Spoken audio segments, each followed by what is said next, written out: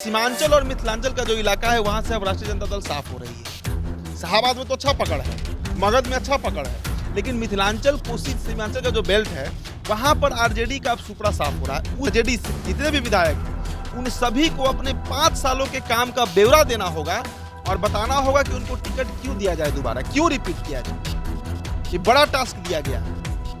तो सीमांचल या मिथिलांचल के किसी एक विधानसभा या 2 विधानसभा सीट से इस बार हो सकता है कि तेजस्वी यादव जो है वो अपना नामांकन करके चुनाव लड़ेंगे। मतलब राजद में किस चेहरा को प्रमोट किया जाए अनुसूचित जाति जनजाति समाज से जो आगे जाकर चिराग को टक्कर दे सके। इसके अलावा मुकेश सहनी पूरी तरह फ्लॉप रहे बिहार में। पूरे चुनाव में सिर्फ घूमे, हेलीकॉप्टर से मछली खाएं, रसना पिए, बेल का शरबत पिए, वोट नहीं ट्रांसफर करा पाए। वोट ट्रांसफर कैपेसिटी और अब तो जो CSDS नीति लोक नीति का जो रिपोर्ट आया उसमें तो ये बात क्लियर हो गई कि 65% मल्लाहों ने भाजपा एनडीए को वोट कर दिया बिहार में। लालू यादव ने साफ कर दिया है कि अगला विधानसभा जो है वो उनके नेतृत्व में ही राजद लड़ेगी और तेजस्वी यादव को सीएम बनाएगी। नमस्कार, द बिहार पॉलिटिक्स देख रहे हैं आप। मेरा नाम है काजल तिवारी।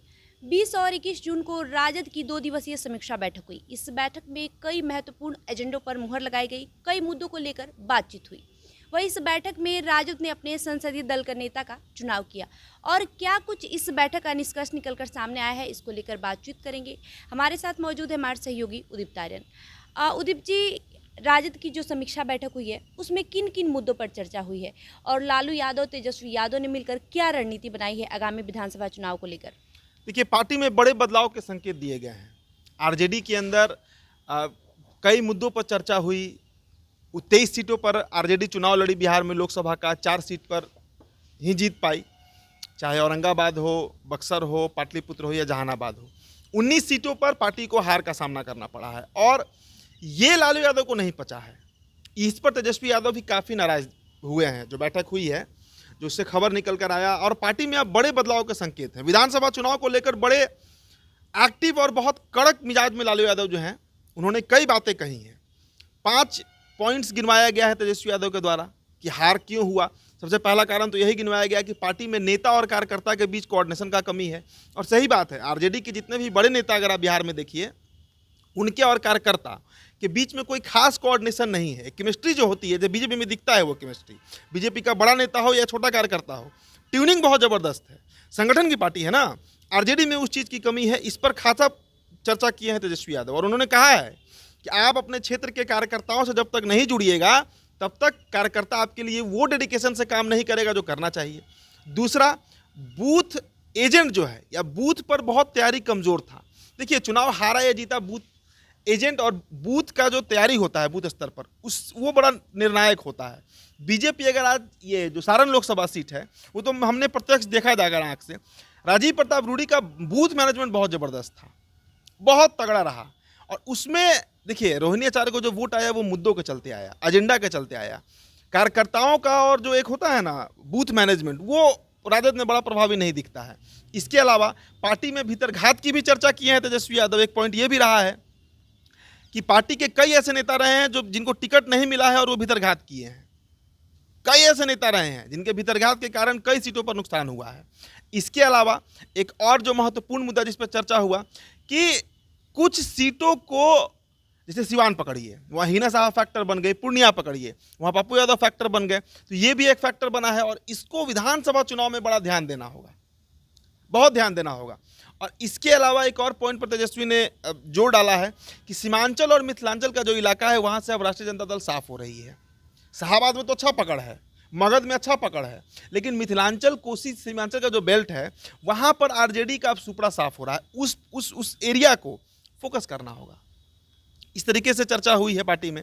इसके अलावा लालू यादव जो है वो विधानसभा चुनाव को लेकर बड़ा कॉन्शियस है। जो 2 दिवसीय बैठक हुआ 20 और 21 तारीख को पूरे दिन विधानसभा पर ही चर्चा हुई है। विधानसभा में किस रणनीति पर पार्टी काम करेगी।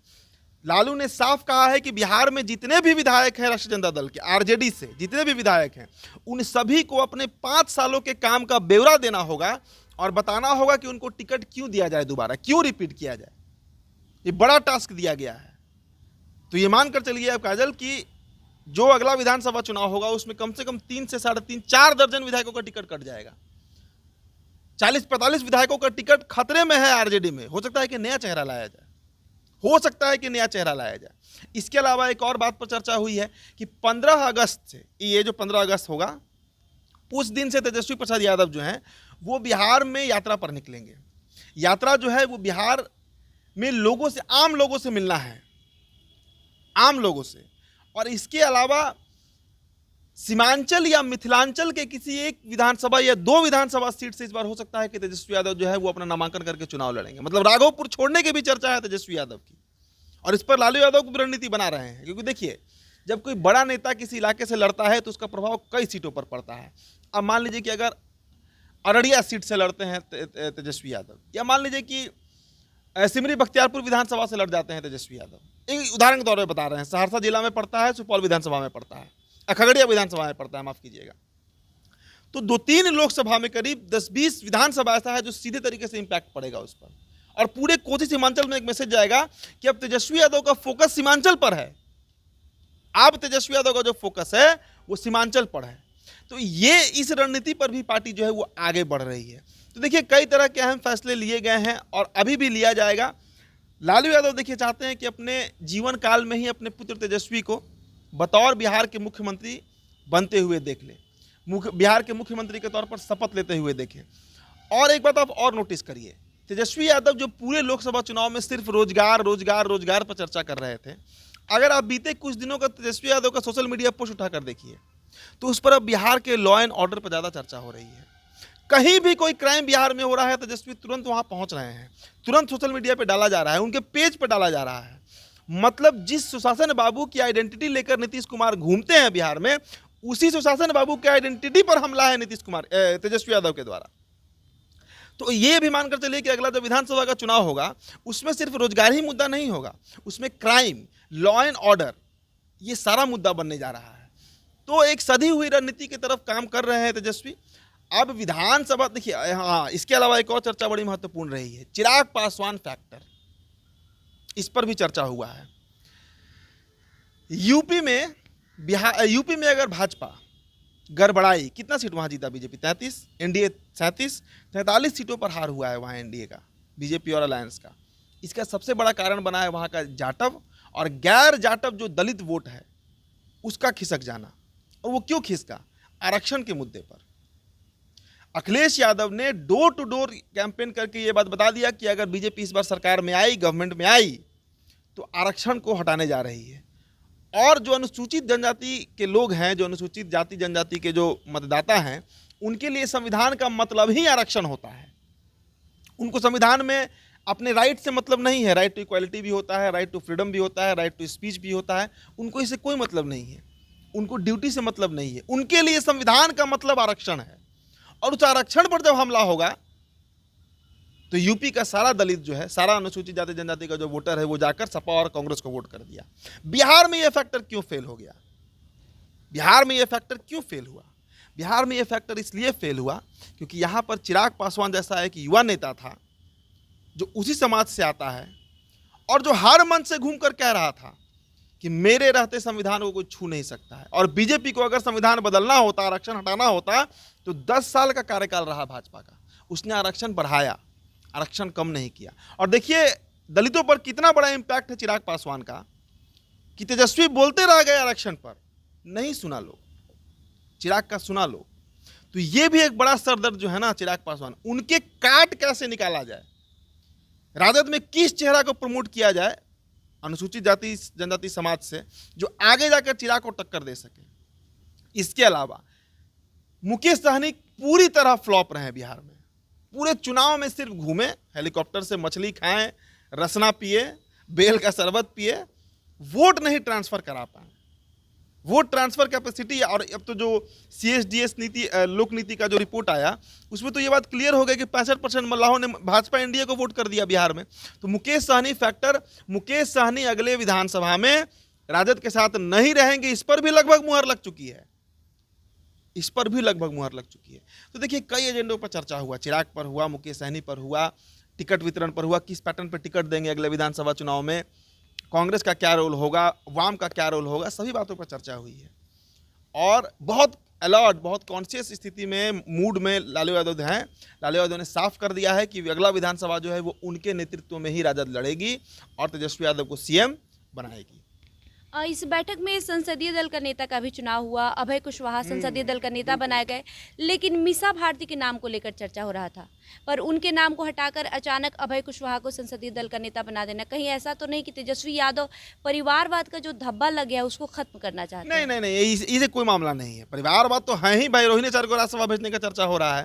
परिवारवाद से राजद को कोई फर्क नहीं पड़ता है, ना राजद के वोटर को कोई फर्क पड़ता है। राजद के वोटर मान के चलते हैं कि हमारे लिए जो है सो लालू परिवार है। अब देखिए खेल क्या है। इस लोकसभा चुनाव में 7 कुशवाहा को टिकट लालू यादव ने दिलवाया था अपने गठबंधन की तरफ से, जिसमें राजद, वाम और कांग्रेस सब है। 7 यादव के बाद दूसरे सबसे बड़े टिकट पाने वाले जाति कुशवाहा ही रहे, कोयरी रहे। बिहार में उनकी आबादी भी बहुत ज़्यादा है, दूसरे या तीसरे नंबर पे आते हैं वोटर्स की संख्या के आधार पर। जो 2 अक्टूबर को कास्ट सेंसस का रिपोर्ट जारी हुआ, जातीय जनगणना का, उसमें ये बात क्लियर हो गया। अब मसला क्या है? बीजेपी जो 39 सीटों पर जीती 2019 में, वो 30 सीट पे अगर आ गई तो इसके पीछे एक बहुत बड़ा कारण कुशवाहा वोटर बने। कुशवाहा वोटर का 2-3 एग्जाम्पल देते हैं आपको। बक्सर लोकसभा पकड़िए। बक्सर लोकसभा में सबसे अधिक मतदाता यादव है, फिर कुशवाहा है। वहां पर अगर सुधाकर सिंह जीते हैं तो उसके पीछे कुशवाहा वोटर काम किए हैं। औरंगाबाद में अगर आज अभय कुशवाहा जीते हैं तो कुशवाहा वोटर के चलते जीते हैं। पाटलिपुत्र में भी कुशवाहा करीब 1.25 लाख के आसपास है, वहां भी मीसा भारती को बड़ा संख्या में कुशवाहा वोट गया है। तो कुशवाहा वोटर बड़े डिसिसिव हैं और बिहार के करीब 150 विधानसभा में कुशवाहा वोट अच्छा खासा है। तो कुशवाहा को संसदीय दल का नेता, Abhay Kushwaha is just symbolic नेता, उससे ज़्यादा कुछ नहीं है।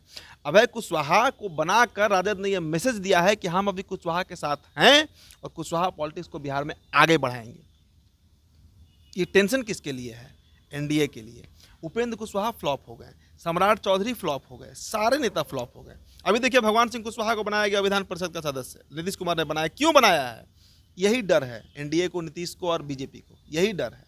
तो कुशवाहा पॉलिटिक्स पर अभी तो लालू काम करेंगे। और देखिएगा कुशवाहा पॉलिटिक्स बिहार में आने वाले विधानसभा चुनाव में बीजेपी को भारी भी पड़ेगा। जिस तरह लोकसभा में हुआ ना नुकसान, बीजेपी को 4 सीट नुकसान हो गया, जदयू को 4 सीट का नुकसान हो गया।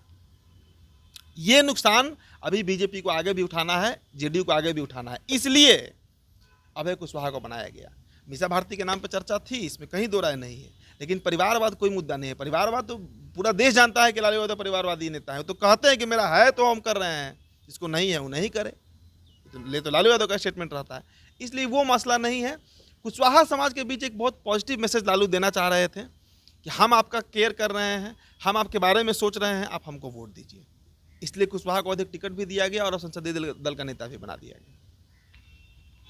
तो कहीं ना कहीं इस लोकसभा चुनाव से लालू यादव ने अपने पारंपरिक वोटर मुस्लिम और यादव के साथ साथ कुशवाहा वोटर्स को भी साधने की कोशिश की है। और राज्यसभा में देखिए, राज्यसभा में फैयाज अहमद को बनाया गया है संसदीय दल का नेता, और सुरेंद्र यादव को बनाया गया है लोकसभा में मुख्य सचेतक। तो एमओएच समीकरण को तो साधा ही गया है। सुरेंद्र यादव बने हैं, फैयाज अहमद बने हैं राज्यसभा के मुख्य सचेतक, और साथ में के, तो MYK का कॉम्बिनेशन अब लालू यादव जो है वो लेकर चल रहे हैं बिहार में। तो आपने जाना कि जो राजद की 2 दिवसीय समीक्षा बैठक हुई, उनमें किन किन मुद्दों पर चर्चा हुई। वही तेजस्वी यादव आगामी विधानसभा चुनाव को लेकर काफ़ी सेंसिटिव हो गए हैं, काफ़ी सतर्क हो गए हैं, और उन्होंने उन तमाम जहाँ जहाँ कमी रही उसको लेकर चर्चा किया है और इस पर ध्यान देने वाले हैं वो, ताकि विधानसभा चुनाव में जिस तरीके से लोकसभा चुनाव में इतना नुकसान हुआ है, उतनी कैंपेन करने के बावजूद भी वो नुकसान विधानसभा चुनाव में ना होना पड़े। बहरहाल आपका इस खबर को लेकर क्या कहना है, हमें कमेंट करके ज़रूर बताएं।